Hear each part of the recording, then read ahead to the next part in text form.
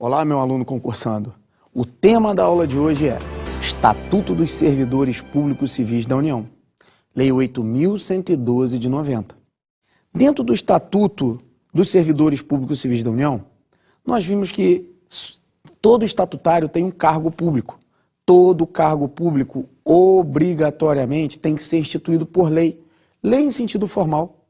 No nosso caso, que é o Estatuto dos Servidores Públicos Civis da União, os cargos são criados diretamente através de lei. Aquela que passa pelo Senado, pela Câmara, vai para a mão do Presidente da República, é sancionado, promulgado, entra em vacatio legis e começa a funcionar. A partir desse momento, nós temos as vagas no concurso público. Lembrando que a iniciativa de vagas para o governo federal do Poder Executivo é iniciativa do Presidente da República.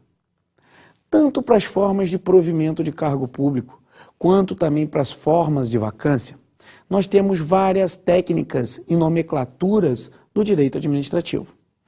Hoje nós vamos tratar das 7 formas de vacância, que são formas determinadas como rol taxativo, ou seja, só existe essas 7 formas de vacância que eu vou arrolar agora e não existe outra. Qualquer outra nomenclatura que cair na sua prova, você vai dizer que está errado. Existem várias formas de acertar questões de concurso no que tange a forma de provimento e forma de vacância. Se você sabe que tanto forma de provimento quanto forma de vacância são um rol taxativo de 7 modalidades, eu posso afirmar para você que se cair na prova, é correto afirmar que compõe-se em formas de vacância. E quando você for ler, se tiver somente 6 institutos, ou tiverem 8, você de quebra já diz que a questão está errada. Você não precisa nem mesmo conhecer os institutos. Então lá vai a dica. São 7 formas taxativas de vacância. Vamos ver agora, uma por uma, das formas taxativas de vacância. Vou arrolá-las para você e depois vou trabalhar individualmente. Olha, dentre as 7 formas de vacância eu tenho exoneração, demissão, promoção, readaptação, aposentadoria, posse em outro cargo inacumulável e falecimento. Vamos trabalhar agora a primeira forma de vacância, exoneração. A exoneração, de forma alguma, na 8.112/90, ela pode ser tratada como penalidade. Nós temos várias formas de exoneração. A primeira forma de exoneração é a exoneração a pedido. Aquela que o servidor público quer sair do serviço federal por conta dele.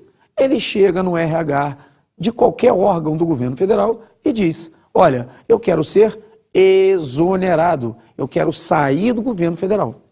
A exoneração é quando você pede para sair sem caráter punitivo. Por isso você não pode dizer na boa técnica administrativa que você quer ser demitido. Você não tem capacidade de pedir para ser demitido. A demissão é o desligamento do servidor em caráter punitivo e é dado de ofício. A exoneração a primeiro plano que eu estou trabalhando com você, ela não é forma de penalidade.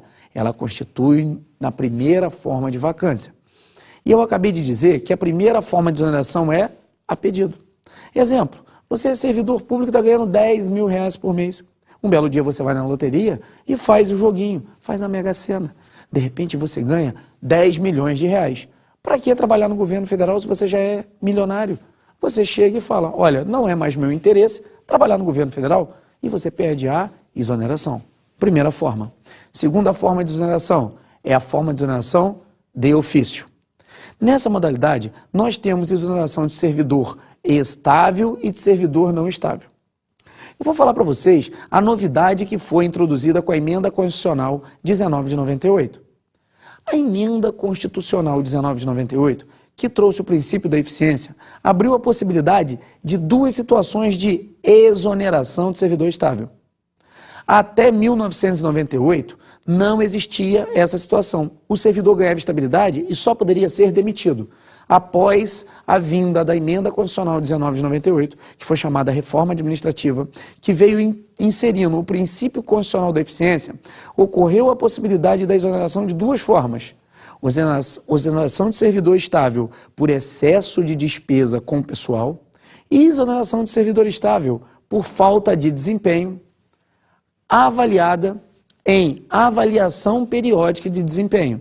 Lembrando que mesmo que a exoneração não seja punição, se você foi exonerado quando estável através de falta de desempenho, é obrigatória a instituição do PAD, processo administrativo disciplinar. Lembrando que exoneração não é punição.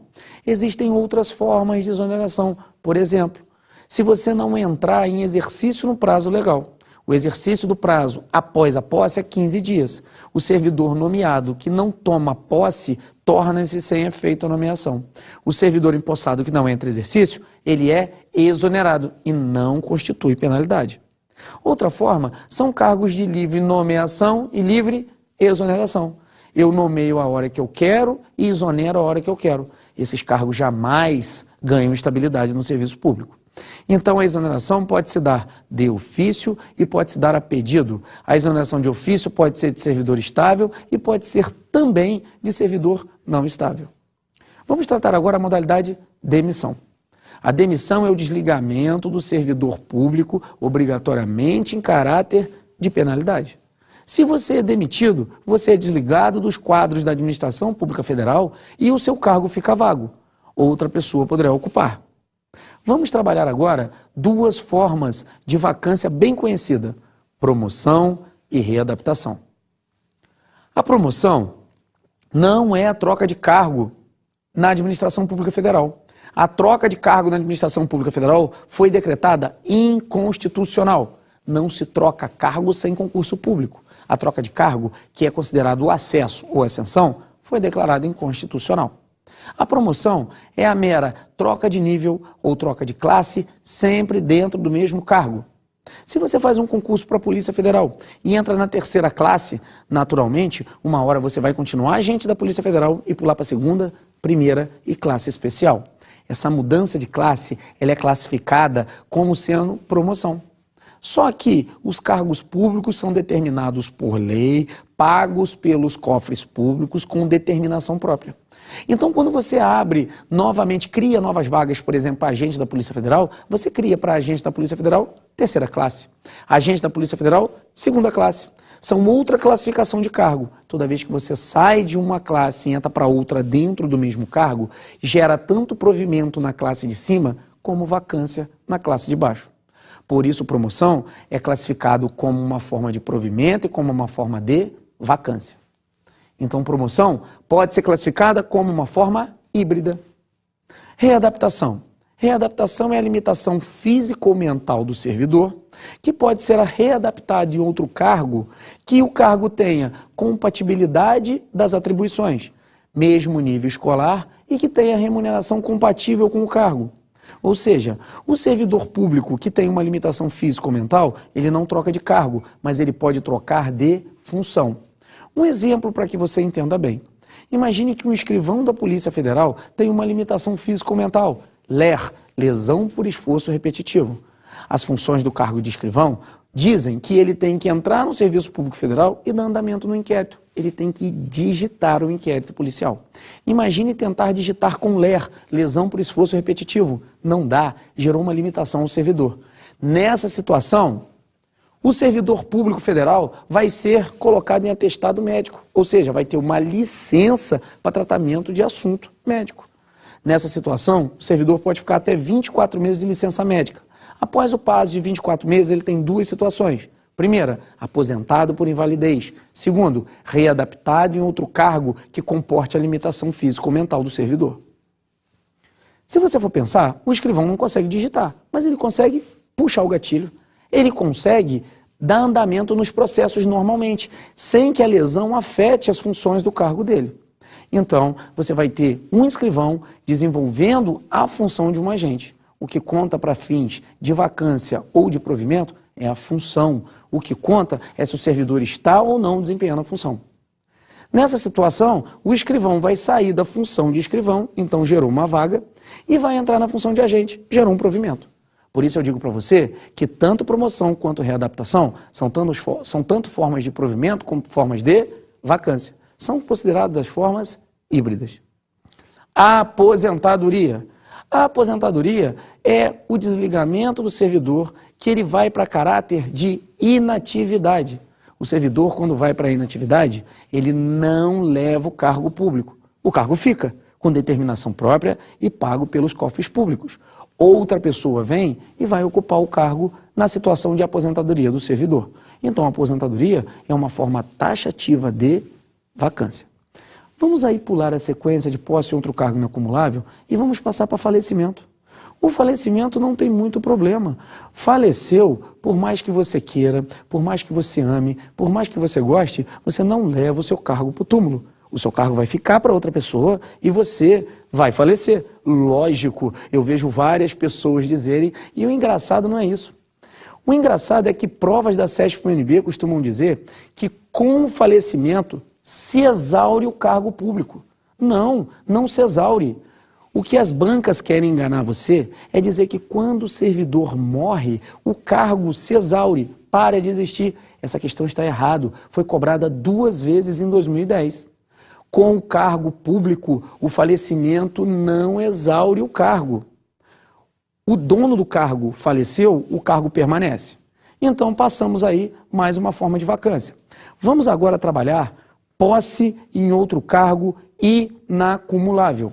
Veja bem, olha como é que eu falei pautado com você. Posse em outro cargo inacumulável. As questões de concurso costumam vir enganar você.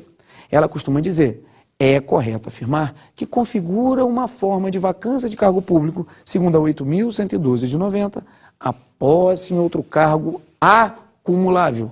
Está errado. A vacância é posse em outro cargo inacumulável. Para explicar o que é posse em outro cargo inacumulável, eu vou explicar o que é posse em outro cargo acumulável. É o contrário.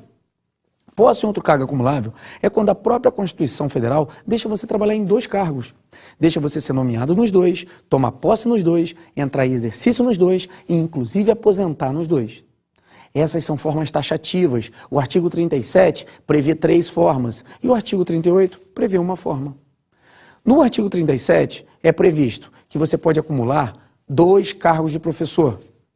Você pode acumular um técnico e um científico com outro de professor. E você pode acumular também 2 profissionais da área de saúde.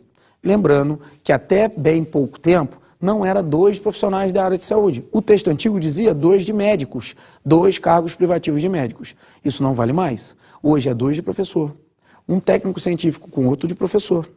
Ou então 2 profissionais da área de saúde. Outra forma está no 38, que é um cargo, emprego ou função pública com outro de vereador. Mas qualquer uma dessas formas tem que haver a compatibilidade de horários. Você tem que poder trabalhar nos 2. E tudo que dá na atividade é válido para a inatividade. Por exemplo, se você está aposentado num cargo de professor, você pode fazer concurso e trabalhar na atividade com outro de professor. Mas você não pode acumular, por exemplo, um de auditor da Receita com outro de agente da Polícia Federal, porque não são acumulações legais. Então, as acumulações da atividade constitucionais vale também para a inatividade. A posse em outro cargo inacumulável é quando você que vai passar para servidor, meu aluno, você que está escrevendo aí vai passar para servidor, você vai ter um cargo público, vai estar regido pela 8.112 de 90. Aí você entra para ser agente da Polícia Federal. Olha, você garantiu, foi nomeado, empossado, entrou em exercício. Você ficou trabalhando pelo prazo de 36 meses, 3 anos. Nesse prazo de 3 anos, você passou tanto pelo estágio probatório, quanto você passou pela estabilidade. 4 meses antes de fim do prazo do estágio probatório, você passa por uma avaliação de desempenho, que vai avaliar você o ACAD-PRORRE, ou seja, assiduidade, capacidade iniciativa, produtividade, responsabilidade. Você vai provar que é bom para o cargo. E também você vai passar por uma avaliação de desempenho de acordo com o artigo 41 da Constituição, que vai provar que você é bom para o Serviço Público Federal, ou seja, você vai ganhar a tão sonhada estabilidade no serviço. Imagine que você é agente da Polícia Federal, trabalha no governo federal, regido pela 8.112 de 90, e você passe num concurso para delegado de polícia. O que fazer? Lógico que você vai assumir o delegado de polícia, porque o delegado de polícia ganha mais. Quando você passar para delegado de polícia, você vai chegar e vai dizer, eu quero tomar posse em outro cargo que eu não posso acumular, mas aqui eu já passei pelo estágio probatório e eu sou estável no cargo de agente. Eu quero ir para o cargo de delegado, mas se porventura eu ficar reprovado ou inabilitado no estágio probatório do novo cargo, obrigatoriamente a União tem que reconduzir você ao antigo cargo. Então, posse em outro cargo inacumulável é a forma de vacância do servidor estável que passa para outro concurso da esfera federal e que garantiu o cargo anterior. No caso de inabilitação em estágio probatório, ele é reconduzido ao antigo cargo. Então, acabamos de ver as 7 formas taxativas de vacância de cargo público. Vamos agora para o tópico formas de deslocamento. Formas de deslocamento estão previstas na Lei 8.112 de 90, no artigo 36. Remoção é o deslocamento do servidor a pedido de ofício no âmbito do mesmo quadro, com ou sem mudança de sede. Veja bem, na remoção você não gera provimento, tampouco vacância. É um mero deslocamento do servidor de uma unidade administrativa para outra. Você sai de uma unidade para trabalhar e vai para outra. Isso pode se dar de ofício ou a pedido. Para que você entenda o que é a remoção, imagine a seguinte situação hipotética. Você é um servidor público federal e você é natural do Rio de Janeiro. E você naturalmente quer passar por um concurso e uma hora você quer ir para o Rio de Janeiro trabalhar. Mas naquele concurso, você passou para agente da Polícia Federal e foi trabalhar em Marabá. Ficou em Marabá por um tempo. Lá de Marabá, tem possibilidade de você ser deslocado para o Rio de Janeiro? Lógico que tem. E o instituto que leva você é o Instituto da Remoção. Você pode pedir ou você pode ir por interesse da administração pública. De um jeito ou de outro, vai ser remoção. Se você pensar na estrutura do órgão, você vai ter o Departamento de Polícia Federal em Brasília. Esse órgão é que comporta o numerário de agentes. Você imagina que você tenha 1.000 agentes de Polícia Federal trabalhando no órgão. E ele é distribuído por órgãos menores, na situação de desconcentração, mera divisão de órgãos. Se você desloca um servidor que é agente da Polícia Federal de Marabá para o Rio de Janeiro, você vai desfalcar a delegacia, mas ainda assim, no topo, ainda vai continuar o mesmo número de agentes. Então você não gera provimento, tampouco vacância. Dentro das formas de remoção, nós temos a remoção de ofício e temos a remoção a pedido. Vamos trabalhar a remoção de ofício. A remoção de ofício é aquela que você é removido sem o seu interesse. Ou seja, você é removido por conveniência e oportunidade da administração pública. É removido pelo interesse, pelo mérito da administração. Nessa situação de remoção, obrigatoriamente a administração desloca você e você não pode negar. Só que você recebe a ajuda de custo. A ajuda de custo é aquela que você recebe até 3 vezes o valor da sua remuneração. Quando você é deslocado, vamos supor que o servidor ganhe R$10.000. Se você está sozinho, é solteiro, não tem filho, não é casado, você só recebe uma vez o valor da sua remuneração. Uma mais uma, você vai receber 20.000. Se é você e o seu esposo, você e a sua esposa, você simplesmente vai receber mais uma também, que você sozinho ou com mais uma pessoa, você conta uma vez só. Então você vai receber os seus 10.000 mais 10.000. E se tiver você, a sua esposa e mais uma pessoa? Opa, são 2 pessoas acompanhando você, você vai receber a sua remuneração e mais 2. E se tiver mais 3 pessoas, a sua remuneração e mais 3. Se você ganhar 10.000, por exemplo, você naquele mês receberá R$40.000. E isso não afeta o teto constitucional. Por que não afeta o teto constitucional? Porque a ajuda de custo é classificada como uma das vantagens na modalidade indenização. Indenização jamais se incorpora ao vencimento, à remuneração ou para qualquer fim. Então você pode receber que não fere o teto constitucional. Você tem no ato da remoção de ofício de 10 a 30 dias para entrar em exercício na nova sede. Prazo mínimo de 10, prazo máximo de 30. Se você não entrar em exercício em 30 dias, você devolve o que você recebeu. Você também tem direito às passagens aéreas suas e dos seus dependentes. E tem direito também à mudança de todo o seu mobiliário. A administração paga um caminhão e leva todos os seus móveis para onde você for. Essa é chamada remoção de ofício, você não pode negar. Temos a modalidade da remoção a pedido. A remoção a pedido se divide de 2 formas. Com o interesse da administração e sem o interesse da administração. Com o interesse da administração é quando você pede. Se você pedir para ser deslocado, faz uma requisição interna e pede para ser deslocado de uma unidade administrativa para outra. Passei no concurso, estou trabalhando em São Paulo e quero ir para o Rio de Janeiro. Você pede, a administração autoriza, se quiser. É ato discricionário da administração. Só que existe modalidade a pedido em que a administração não pode negar, sem o interesse da administração. Na remoção sem o interesse da administração a pedido, existem 3 modalidades. Primeira, para acompanhar cônjuge ou companheiro que foi deslocado no interesse da administração.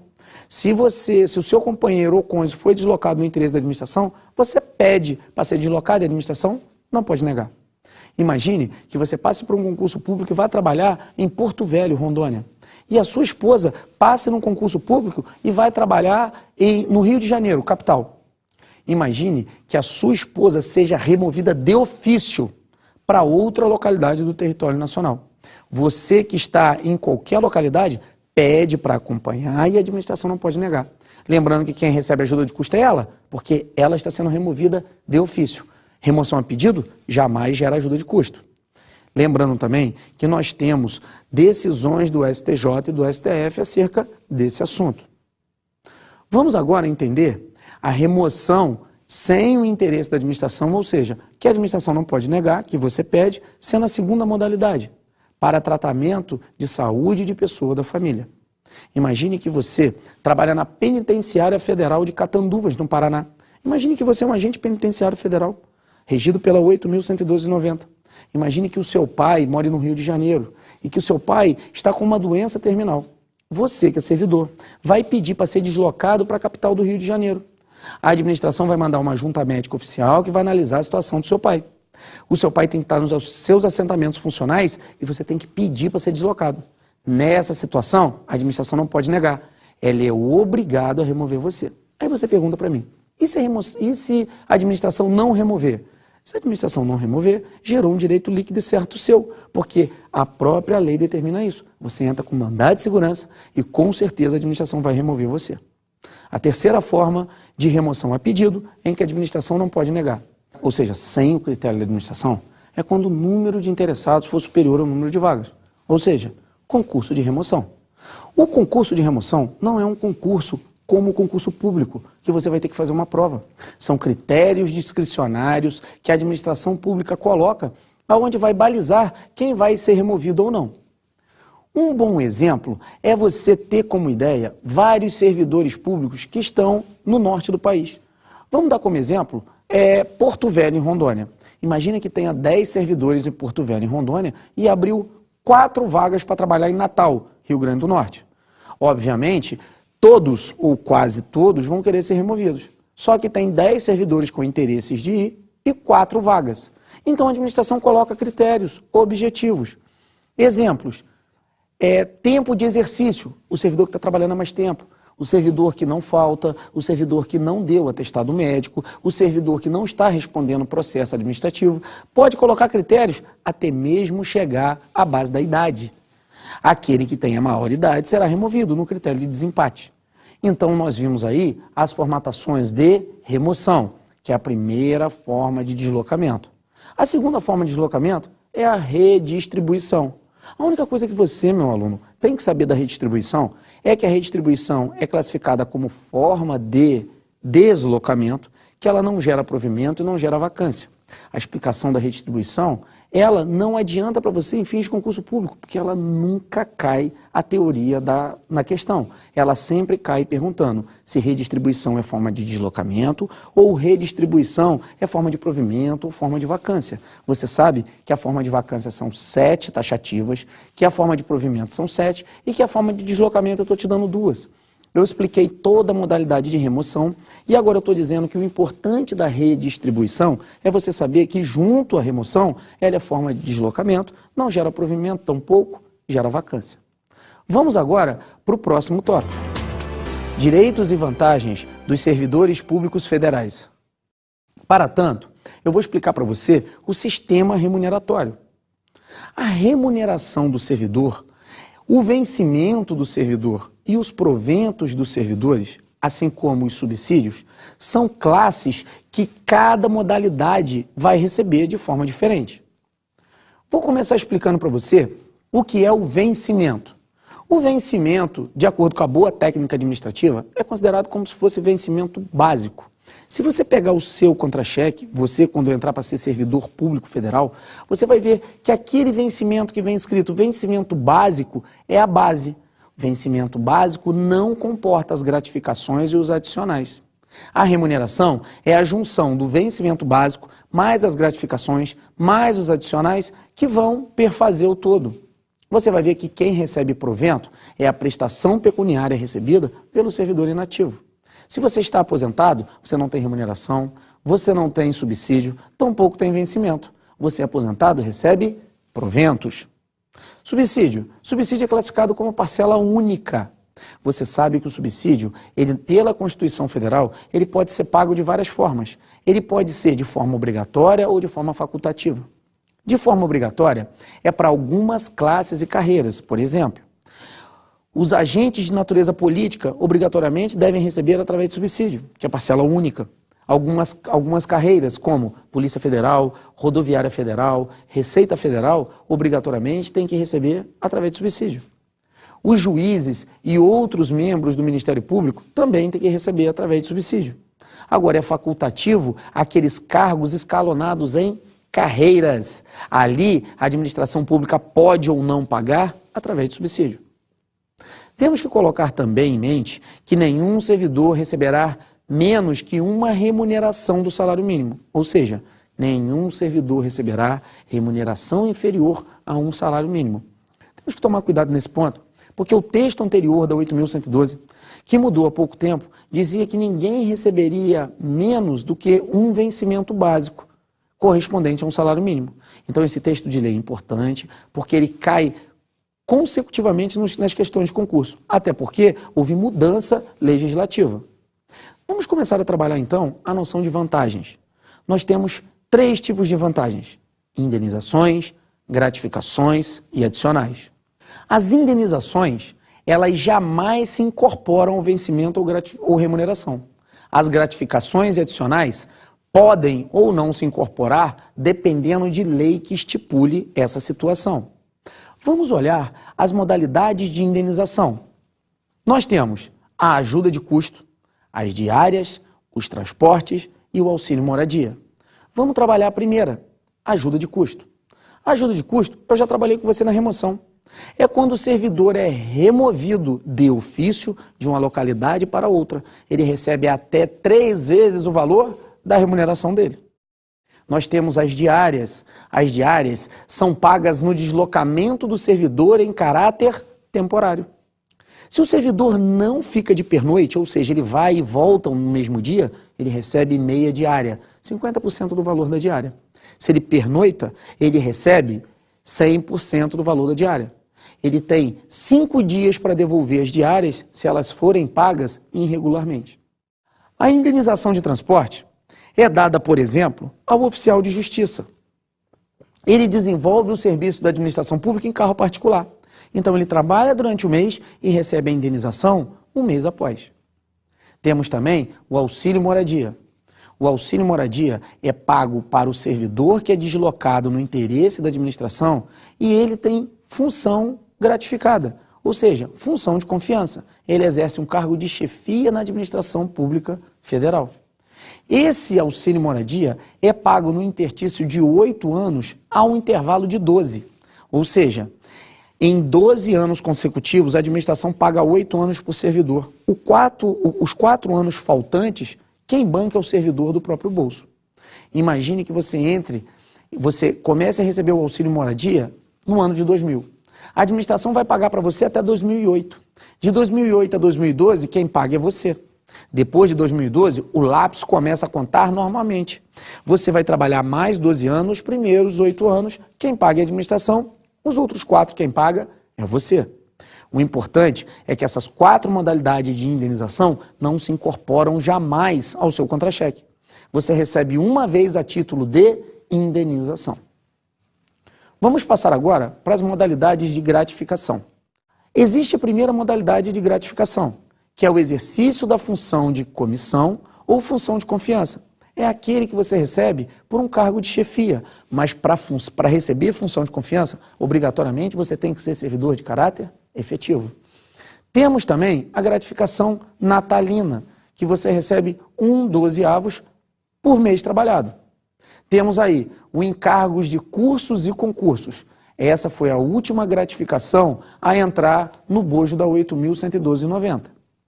Temos agora os adicionais. Primeiro adicional, insalubridade, periculosidade e atividade penosa.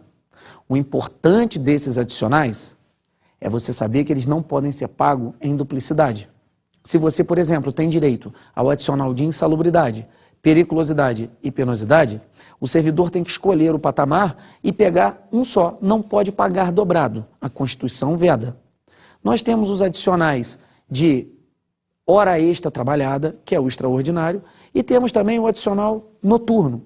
Acompanhando essa sequência, nós temos o adicional de férias, sabendo que todos esses adicionais, todas essas gratificações se incorporam no contra-cheque dependendo de lei. Pode se incorporar ou não na remuneração do servidor. Você recebe os vencimentos básicos, mais as gratificações ou adicionais que vai perfazer a sua remuneração.